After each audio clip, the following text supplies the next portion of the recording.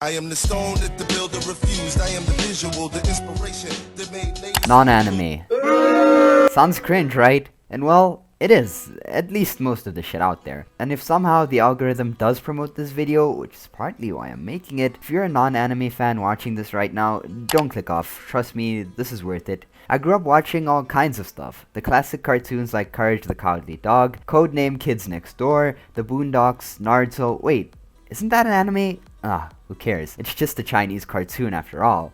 Oh, and of course, regular show. All that good stuff. Before my teenage years, I wanted to be emo and get bitches, so I saw Vampire Diaries, The Originals, Teen Wolf, stuff that I'd normally hate on. But hey, I wanted a girlfriend, and I actually ended up enjoying what I saw, except for the Vampire Diaries. It was, and still is, horrible. A Wattpad fanfiction could do better.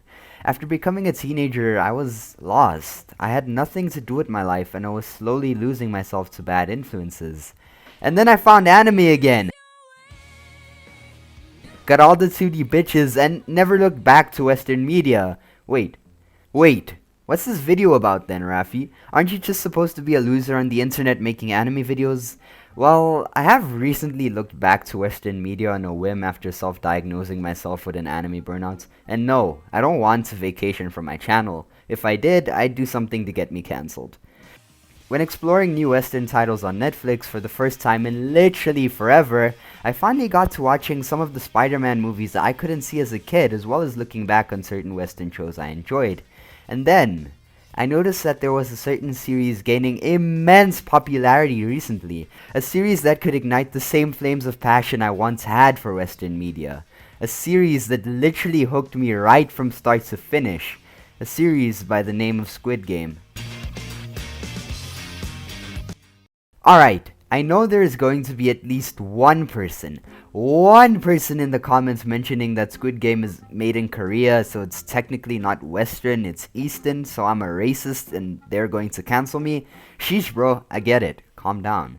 Squid Game was a series that entranced me. The production, characterization, and how the plot developed was all superb in its own right, and literally had me on my toes. But what really stood out to me was the breathtaking first episode. I am a very patient person with anime. I fucking watched One Piece, but with other things, I really couldn't be bothered. It's either it hooks me or it doesn't, no in-betweens. Squid Game did the former. From the first episode, I was captivated by the great acting and visual symbolism. It was brilliant. Now, to anyone holding out on the show, I'm sorry, I don't got you this time. This isn't a recommendation video, nor am I going to tell you what it's about. Instead, we're going to spoil and explore the entire first episode, looking at how Squid Game mastered the perfect first episode. I hope you enjoy. We open with an interesting scene. One somewhat nostalgic, albeit a bit mysterious. In the very first seconds of this episode, we see children having fun and playing the Squid Game. The scene is portrayed as something bright, yet ironically, the visuals are black and white instead of bright colors, which would usually describe the nature of the scene unfolding before our eyes. We see what is presumed to be our main character take the offense in the final battle, called Inspector Royale, and literally push through with all of his might to win the game, highlighting that this child is strong, that he has a winning mentality, and that so be it a little far-fetched, he may be able to become a winner in the future, or in his words, I felt as if I owned the entire world. But we're soon proven that that is not the case at all. Our next scene is one very bland. There's a change of scenery. We're no longer in the playground, instead we're in an uninteresting, dull, even below average apartment. Over the next few minutes, the harsh reality of the truth behind our main character is communicated to the audience brilliantly. He is a loser.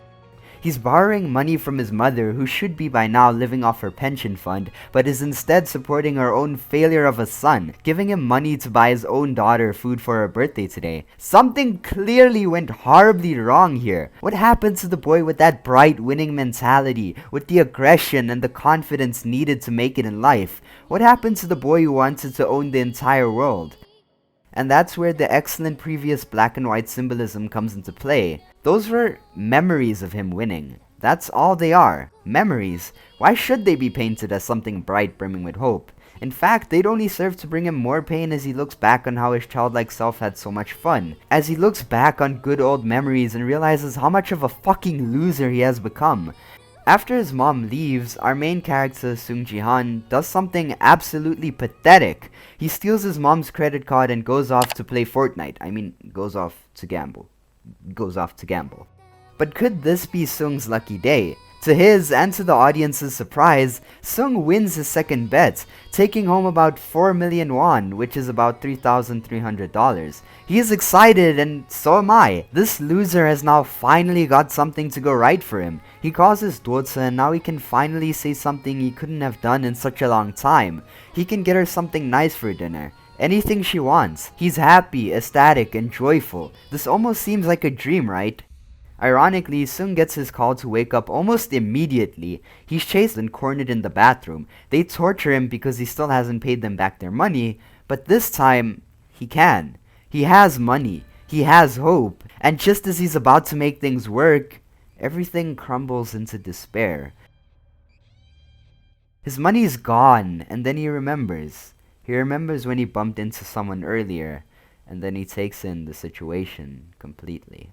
Sung is about to die. On his own daughter's birthday, he is going to be slowly, brutally tortured and then slaughtered. So he cuts a deal. 1 month to pay back all the money he owes to the mob, or else it's all over. It's these first 15 or so minutes that introduce to us our type of main character perfectly. He is not someone full of potential, of hope, and of motivation. Sung is someone who was dealt the wrong hand in life. He's in a huge debt with the absolute worst people imaginable. He has some strong sort of social anxiety that is shown excellently with the way he talks to people. He has a gambling addiction that is slowly destroying all of their relationships with the people around him, and Sung is desperately clinging to any form of light he can attach himself to, no matter how small it may be. He is, quite frankly, in every way befitting a loser.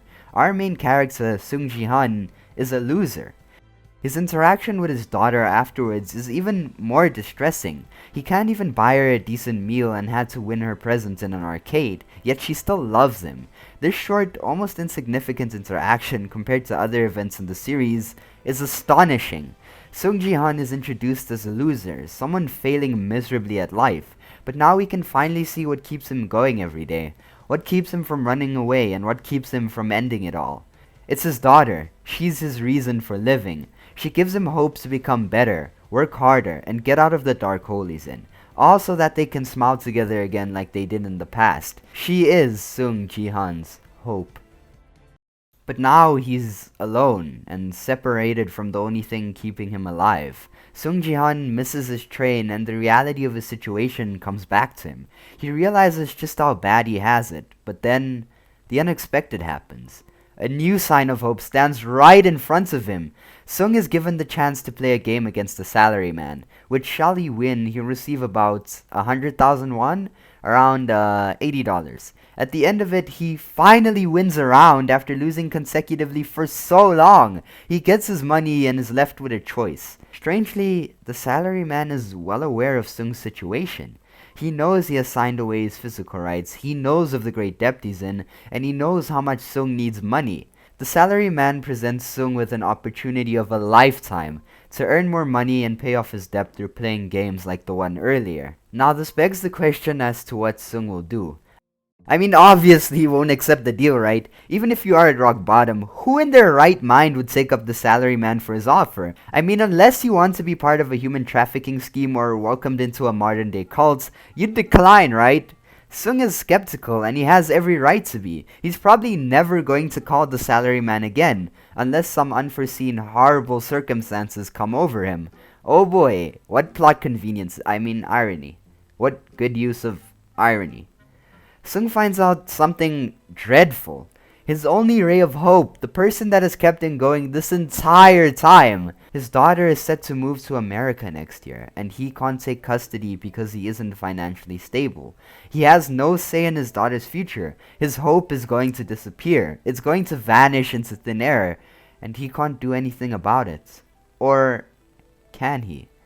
He has one more chance to redeem himself and get the money needed to keep his daughter in Korea. Take up the salaryman's offer. Our next scene opens inside a room with exactly 456 people, where strangely, everything is white, lacking any individuality. We see an old man struggling to help out his family, a North Korean immigrant with ties to the Yakuza, a college graduate presumed to be living his best life in need of money, with this being his only way to get it. These people, as different as they may be, all share a few similarities. They're at rock bottom, crawling in debt, and in need of a financial blessing. The scene really got me thinking as to who is in the right here. Who should win? Who should walk away with all the money? Should it be the middle-aged man with a gambling addiction unable to support his daughter? Or should it be a poor child who inherited their late parents' bills to pay off? Is our main character right, and does he deserve to win? I think that's up to us as the audience to decide for ourselves. The contestants, all in need of money, decide to take up this mysterious organization's offer to compete in the games, the first one being red light, green light. I mean, it sounds easy enough, right? This is easy money. All you need to do is not move when the machine is looking. Everyone has this in the bag. Or so we thought. Shall you move when you're not supposed to? You don't get innocently escorted out of the playgrounds. You get killed. Suddenly, all that excitement, all that motivation, and all that hope is destroyed. Our contestants are overwhelmed by fear, and then a massacre takes place. The pressure is on, and already almost half of everyone there is a corpse. Our main character is just barely making it through the challenge. But even with all the death around him, he tries his best, and just as he finally tries to move forward, no pun intended, he falls and dies. Or so he thought, and don't even lie to me, you also thought he died. Moving on. For once, Sung Ji-han is saved. Someone chose to save a loser like him and not let him perish. Sung Ji-han doesn't waste this opportunity. He doesn't waste this ray of hope. He quite literally jumps forward into both the next phase of the game and the next phase of his life, leaving behind all his past troubles, regrets, and mistakes to make for a better future. The real games are about to begin. Now I'm sure you're by now thinking, okay Rafi, the episode was cool and all, and you did explain a few things, but what makes it perfect? Why does it stand out, and what did you enjoy the most? Well, I was about to explain that, but, let's get to that. What makes Squid Game's first episode special, like I said earlier, is by far its production and characterization, and moreover its ability to develop the plot in such a short amount of time. I have seen anime that take 100 episodes to finally get good and make use of all their assets. So when I see something that is able to develop and move the story forward so quickly in such a short amount of time, your boy is obviously going to be excited. I just loved how director Hwang Dong-hyuk, I hope I said that correctly, introduced Sung Ji-han. He could have just told us of his situation, but no, he showed it to us. The uncomfortable social anxiety, his inability to genuinely smile from the heart, and even how he acts, the shaking of his body, his unsteady posture, and even how he cried when being tortured by the Yakuza, all tell us something about him. We aren't given huge info dumps, but instead visually shown just how bad Sung has it,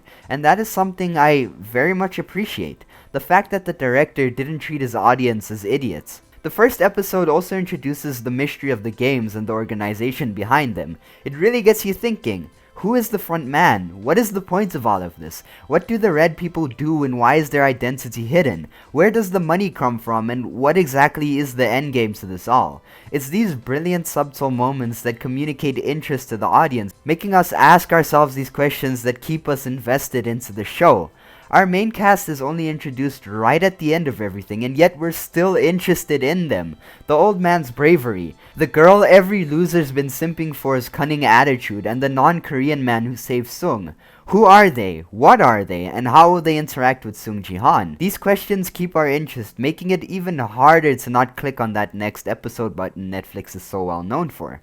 I really enjoyed how the mysteries of the series were set up in the first episode and how it got me so interested. What makes Squid Game so different is all these subtle clues packed into just 1 hour. I've seen other shows use their time just for good selling action instead of much needed characterization. With Squid Game, the action comes later, the audience's interest comes comes first, and that's what makes it so damn good. We're given little to none information about this mysterious sinister organization running the games, yet there's so much to decipher and look into. Who was the frontman addressing? Does he have a boss? Why are they on a foreign island? Is this a government-run project? And what exactly is the purpose of all this? Is it really to help people get out of their debt or to get rid of as many as possible? Another thing I found myself mesmerized by was the way Squid Game could communicate emotion over to the audience. I do admit the soundtrack is a bit, well, weird, but we can still feel the characters' emotions through their behavior. The daughter's visually shown discomfort as she contemplates whether or not to tell her dad she's moving away. Once again, Sung's weird social anxiety and his pathetic temper. The horror on the contestants' faces as they witness the massacre, and even how some of them just remain still shows us that they're trembling with fear. These actors did an outright brilliant job, and the director made it all come together like it was magic. That's why Squid Game had the perfect first episode. Thank you for watching, everyone, and if you did enjoy this video, I highly suggest you subscribe, as you'll be able to experience videos much better than this one. We both win if you do that, after all. This is my first ever non-anime video. Well, not really, but we're not going to talk about those previous atrocities. I hope this video is well received, and if it is, I'll make a Spider-Man video because I'm really loving the movies at the moment. I once again thank you for the amazing support, and it's really crazy that 751 amazing people like to hear my thoughts on various series and mediums. I appreciate it. Stay safe, remember to leap into space, and I'm out. Peace!